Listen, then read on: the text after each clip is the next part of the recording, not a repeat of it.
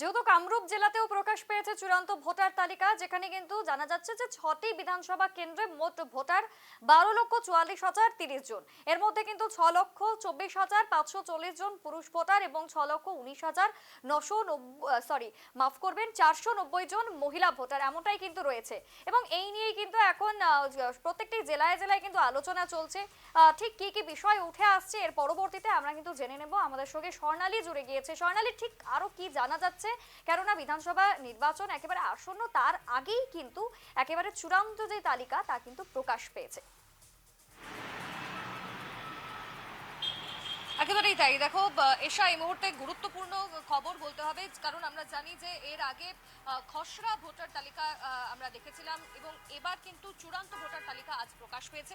এবং সামনেই যেহেতু নির্বাচন, আমরা জানি যে নির্বাচনের জন্য ইতিমধ্যেই অসমের বিভিন্ন প্রান্তে বিভিন্ন কেন্দ্রে যারা যারা নমিনেশন পেয়েছেন, যারা দলীয় প্রার্থীরা রয়েছেন, তারা প্রচার চালাচ্ছেন এবং তার মধ্যে এই ভোটার তালিকা চূড়ান্তভাবে প্রকাশ করা হয়েছে, যা যথেষ্টভাবে তাৎপর্যপূর্ণ। এবং তুমি যেমনটা বলছিলে যে 6টি বিধানসভা কেন্দ্র রয়েছে কামরূপ জেলায় এবং চূড়ান্ত ভোটার তালিকা প্রকাশ পেয়েছে, যেখানে প্রায় 12,44,030 জন মোট ভোটারের সংখ্যা এবং তার মধ্যে 6,24,540 জন পুরুষ ভোটার রয়েছে আর পাশাপাশি 6,19,490 জন মহিলা ভোটার রয়েছে। আর এর মধ্যে দর্শকদেরকে জানিয়ে রাখবো একটা গুরুত্বপূর্ণ তথ্য, যেখানে যেমনটা আমরা জানি যে প্রায় 10,49,644 মোট ভোটারের সংখ্যা ছিল কামরূপ মেট্রো জেলায় এবং একই সঙ্গে 10,75,576 ছিল খসড়া ভোটার তালিকায়। অর্থাৎ কমে গিয়েছে প্রায় 25,932টি ভোট। অর্থাৎ আমরা জানি যে বাংলায় যেরকম এসআইআর হয়েছে, অসমে হয়েছে এসআর, আর এই এসআর তালিকার পরই যে সংশোধনী প্রক্রিয়ার পর প্রায় 25,932 জন ভোটারের সংখ্যা কমে গিয়েছে এবং নতুন করে যারা ভোটার তালিকায় নাম তুলেছেন তাদের মধ্যে রয়েছে প্রায় 22,394 জন। অর্থাৎ নতুন করে 18 বছরের যারা পাড়ি দিয়েছে তারা যখন নতুন করে নাম অন্তর্ভুক্ত করলো তাদের সংখ্যা 22,394। কিন্তু সবচেয়ে গুরুত্বপূর্ণ বিষয় হচ্ছে যে প্রায় 25,932 ভোট কমে গিয়েছে অসমে। অর্থাৎ যেখানে আমরা জানি অসমের মুখ্যমন্ত্রী ডক্টর হিমন্ত বিশ্ব শর্মা একেবারে বাংলাদেশিদের বিরুদ্ধে বা অবৈধদের বিরুদ্ধে যে প্রশাসনের উচ্ছেদ অভিযান চালিয়েছেন, বিভিন্ন প্রান্তে প্রশাসনের বুলডোজার চলেছে। তারপর আমরা দেখেছি বহু প্রান্তের মানুষ কিন্তু যেখানে অবৈধভাবে বসবাস করছিলেন তাদেরকে সেখান থেকে উচ্ছেদ করে দেওয়া হয়, তারা অন্য প্রান্তে চলে গিয়েছেন, অর্থাৎ তাদের নাম ভোটার তালিকা থেকে বাদ পড়েছে।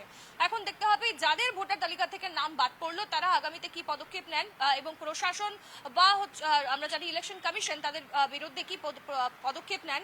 আর আরো একটা গুরুত্বপূর্ণ বিষয় হচ্ছে, যারা দর্শকরা এই মুহূর্তে রয়েছেন, আপনাদের ভোটার তালিকায় নাম রয়েছে কিনা তা দেখার জন্য ইতিমধ্যে অসম সরকার তরফ থেকে এবং ইলেকশন কমিশনের তরফ থেকে জারি করা হয়েছে কয়েকটি ওয়েবসাইট।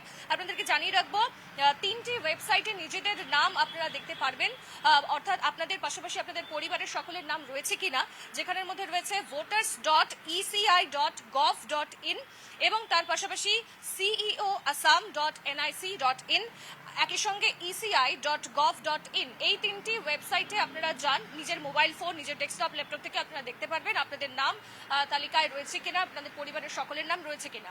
আর একটা বিষয় দেখো, যেহেতু এসে আমরা জানি যে নির্বাচনের সময় ঘনিয়ে আসছে এবং মুখ্যমন্ত্রী বলেই দিয়েছিলেন যে খুব সম্ভবত বিহুর পরেই হতে চলেছে নির্বাচন এবং তার আগে অসমের বিভিন্ন প্রান্তে আমরা দেখছি যে উন্নয়নমূলক কাজ প্রত্যেকদিন মুখ্যমন্ত্রী ডক্টর হিমন্ত বিশ্ব শর্মা চেক বিতরণী অনুষ্ঠানে যাচ্ছেন এবং সামনেই যেহেতু প্রধানমন্ত্রী নরেন্দ্র মোদী আগামী 14ই ফেব্রুয়ারি তিনিও আসছেন গুয়াহাটিতে, নতুন প্রকল্পের উদ্বোধন, যে সেতু রয়েছে তার উদ্বোধন, একাধিক উন্নয়নমূলক কাজ হচ্ছে এবং এবার দেখতে হবে যে যাদের নাম বাদ পড়লো আগামীতে তাদের বিরুদ্ধে কি ব্যবস্থা এবং এবছর যারা নতুন করে ভোটার তালিকায় নাম তুললো তাদের মধ্যে কতজন ভোট দিচ্ছেন, কাদের দিকে ভোট দিচ্ছেন। সরকার যেহেতু আমাদের হাতেই, আমাদেরই দায়িত্ব, আমরাই নির্বাচন করি কাকে আমরা চাইছি এবং সেক্ষেত্রে দাঁড়িয়ে এই যে আজকের ভোটার তালিকা প্রকাশ হলো, চূড়ান্তভাবে প্রকাশ হলো, তা যথেষ্টভাবে তাৎপর্যপূর্ণ।